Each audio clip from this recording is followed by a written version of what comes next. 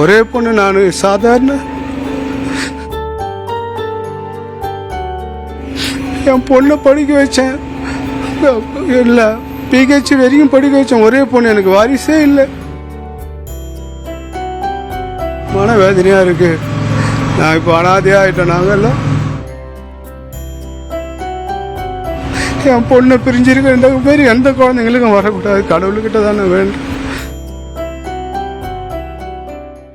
என் மக ஆர்த்தி மெட்ராஸ் யூனிவர்சிட்டி கண்ட்ரோலில் பிரசிடென்சி காலேஜில் பிஹெச்டி கெமிஸ்ட்ரி படிக்கிறாங்க.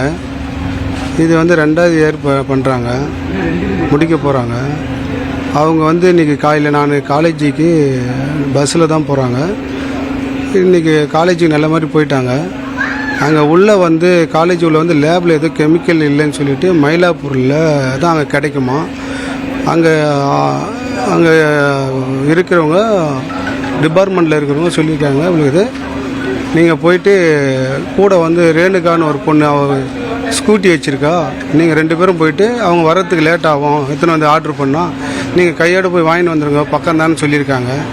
இவங்க 2 பேரும் ஹெல்மெட்லாம் போட்டுக்கிட்டு, என் பொண்ணு ஹெல்மெட்டு பின்னாடி போட்டு போயிருக்கா. ஓட்டுறவங்களும் டிரைவிங் பண்ணுறவங்களும் ஹெல்மெட் போயிருக்காங்க. போயிட்டு வாங்கிக்கின்னு ரிட்டர்ன் பீச் ரூட்டில் ரிட்டர்ன் வேணுநந்தர் இல்லத்துக்கு முன்னாடி அந்த ஊனமுற்றோர்னால இது இருக்குது பிறகு அந்த இடத்துல வர்ற நேரத்தில் லெஃப்டில் ரைட்டில் ஒரு இந்தியன் ஆயில் லாரி வந்திருக்கு பிறகு அவங்க ஒராசி பொண்ணோட அடிச்சிருக்காங்க. பொண்ணோட இது துணியெல்லாம் போய் சிக்கி கீழே விழுந்து ஸ்பாட்லேயே இறந்துட்டு இருக்காங்க. அவங்க இறக்கல, கொஞ்சம் உயிர் இருந்திருக்கு. அங்கே ஆம்புலன்ஸுக்கு ஃபோன் பண்ணியிருக்கேன். அந்த கூட வந்த பொண்ணு ஆம்புலன்ஸ் வரல. ஆக்சுவலாக ஒரு ஆம்புலன்ஸ் வந்திருந்தா கூட, சீக்கிரமாக வந்திருந்தா கூட ஓரளவுக்கு உயிரை ஃபர்ஸ்ட் எய்ட் பண்ணி உயிரை கொஞ்சம் காப்பாற்றிருக்கலாம்னு நினைக்கிறேன். ஆனால் ஆம்புலன்ஸ் வரல, ரொம்ப நேரம் காத்துருந்துக்குது அந்த பாப்பா. எனக்கு ஃபோன் பண்ணிச்சு, நான் போயிட்டு பார்க்காங்காட்டியும் அவங்க ஆம்புலன்ஸ் வராதனால அங்கேயே ஒரு ஆட்டோக்காரை கேட்டு ஆட்டோக்கார் மூலிமா தான் கவர்மெண்ட் ஹாஸ்பிட்டல் ஓமந்தூரார் மவுண்ட் ரோட்டில் இருக்கிற ஓமந்தூரார் ஹாஸ்பிட்டலுக்கு அழைச்சிட்டு வந்துக்கிறாங்க. அதுக்கு முன்னாடி இறந்துட்டு இருக்குது பொண்ணு. அப்புறம் நான் போனேன். போய் பார்த்தா அங்கே பொண்ணு டாக்டர் கேட்டதுக்கு உங்கள் பொண்ணு இறந்துச்சு வர வழியிலேயே அப்படின்னு டாக்டர் சொன்னாங்க. அப்புறமேட்டு இப்போ என்னன்னு கேட்டிங்கன்னா, பீச் ரூட்டில் அவ்வளோ நடமாட்டம், அவ்வளோ அதிகாரிங்க போகிற வழியில் இதுக்கு ஆம்புலன்ஸுக்கு ஃபோன் பண்ணி உடனே வரல. 2வது இங்கே ப்ராசஸ் போலீஸ் ப்ராசஸ்லாம் கூட நாங்கள் ரெக்வஸ்ட் பண்ணி கேட்டு சீக்கிரமாக முடிச்சு கொடுங்கன்னு அவங்களும் கொஞ்சம் டிலே பண்ணிட்டாங்க. நாளைக்கு பண்ணி கொடுத்துறேன்னு சொல்லியிருக்காங்க. இதெல்லாம் வருத்தம் அளிக்குது. தமிழ்நாடு முதலமைச்சர் நல்ல இதெல்லாம் பண்ணிகிட்டு இருக்காங்க. இந்த ஆம்புலன்ஸ் விஷயத்துலலாம் கொஞ்சம் நல்ல கேர் எடுத்து பண்ணணும்.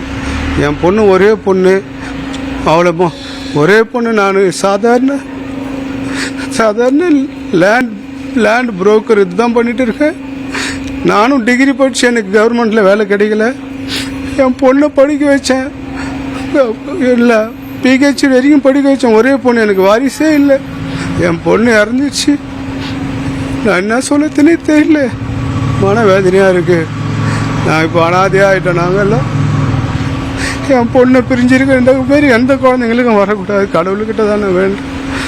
எனக்கு எந்த வாரிசும் இல்லை. குழந்தை ஒரு பொண்ணு நல்லா படிக்க வச்சா, நல்லா படித்த பொண்ணு இப்படி இறந்துச்சு ஆக்சிடெண்ட்டில். ஆம்புலன்ஸு கொண்டு குயிக்காக வர வச்சு மற்ற குழந்தைங்களுக்கு இந்த நிலைமை வரக்கூடாது, மற்ற பேரண்ட்ஸுங்கள் அனாதை ஆகக்கூடாதுன்ட்டு நம்ம தமிழக முதலமைச்சர் ஐயா அவர்களை தாய்மையுடன் கேட்டுக்கொள்கிறேன்.